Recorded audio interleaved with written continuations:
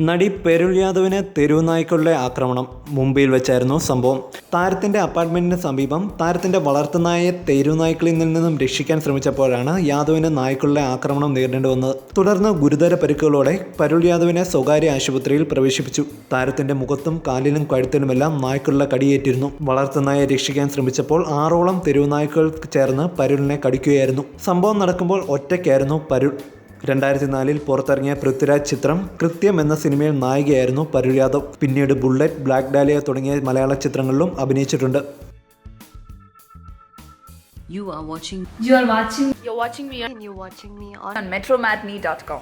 metromatney.com. metromatney.com.